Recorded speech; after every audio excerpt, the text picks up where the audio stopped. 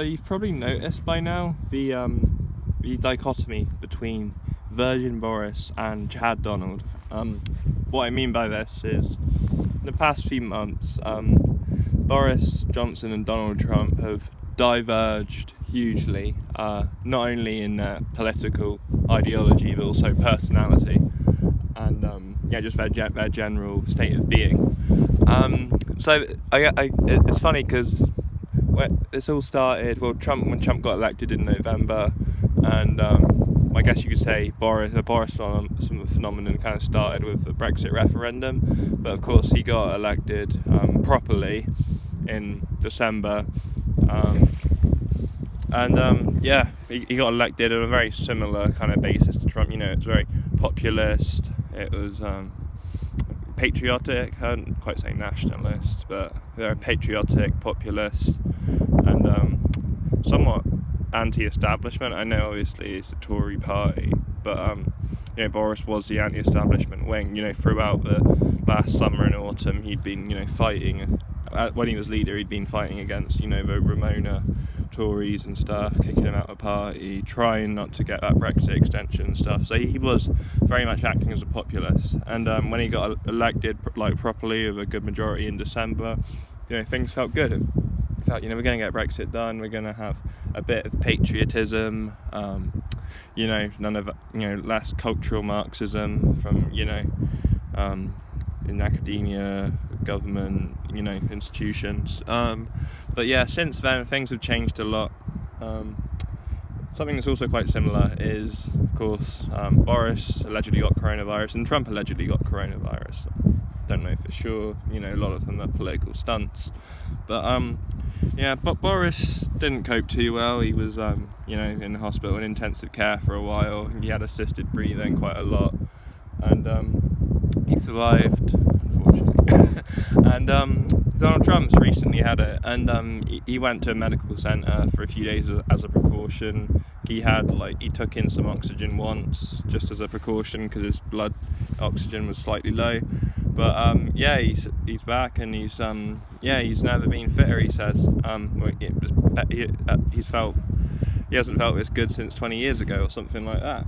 And his message when he came out was don't be afraid of this virus. I've actually, and it was great for him as PR, because he's like, I was a bit of a guinea pig. I took these experimental drugs and now I'm fine, and we're going to give them to you for free.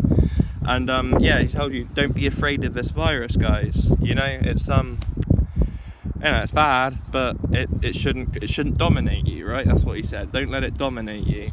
And it was really inspiring message. I thought it was great. For the way he's handled this situation.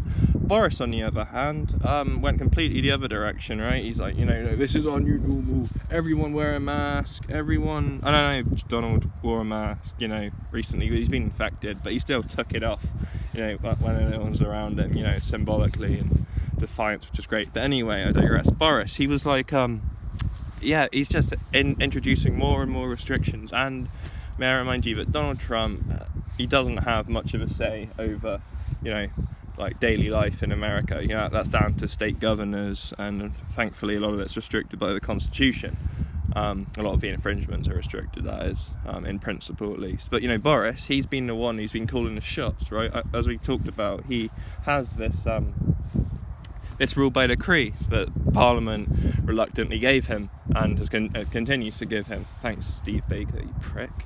But anyway, Boris, he's been the one. He's not only been encouraging people to do stuff, he's been forcing them to do stuff. Trump, the most authoritarian thing he did was ban travel from China. And the way China is at the moment, you should ban travel anyway. You should embargo them, for fuck's sake. Horrible country. Horrible leadership. Yeah, I could go on about that for ages. I have before. It's Nazi Germany, but 10 times worse, basically. But anyway, so Trump, he's been fairly, relatively okay on the civil liberties front. Boris is not. And, it's just, right now, even lots of people in the Tory party just hate Boris. just seen what he's doing to this country. A lot of his core, really, who voted him in, have turned against him. Now you got this more of a centrist Labour-leaning Lib Dem kind of voters who are more, supporting him, championing the mask wearing and all that shit. So he's lost his support. Trump has not. Trump's support is, I think it's at an all-time high. I know a lot of the polls are saying, he's significantly behind Biden, but he doesn't need a majority of votes to win the Electoral College, mind. And of course, you have preference falsification. And it was the same last election. Everyone was saying 99% Hillary Clinton's going to win and stuff. So yeah, I don't give up on Trump yet. I think he's got a good chance of winning, and there's obviously a huge chance of fraud with the mail-in ballots and stuff. They're chucking loads of military ballots away because they all voted Trump and stuff the other day. So, and they're only the ones they found, not to mention duplicate votes and stuff.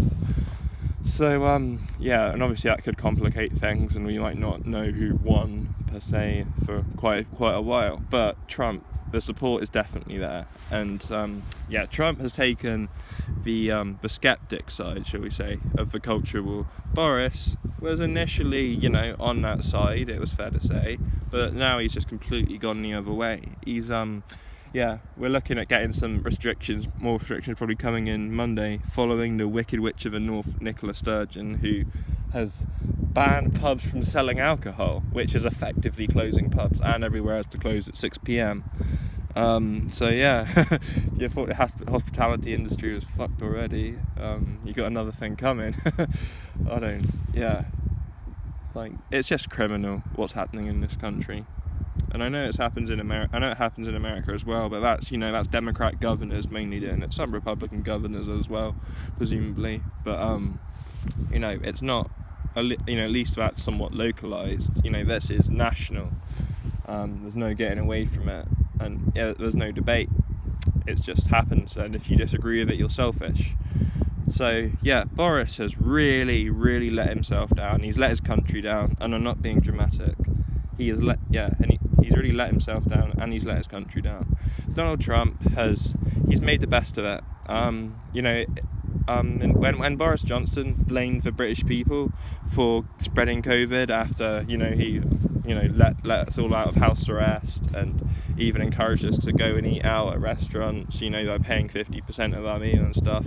A few weeks later, he's blaming the British people. He blames us for our freedom. Like in his speech, he's like, "Oh, you want to be free, but that's selfish and stuff." So he blames the British people, and I think that's reprehensible. We've generally been very compliant, certainly, within reason. We just used our common sense, generally. Donald Trump, he doesn't blame the American people. He rightfully blames China for releasing it,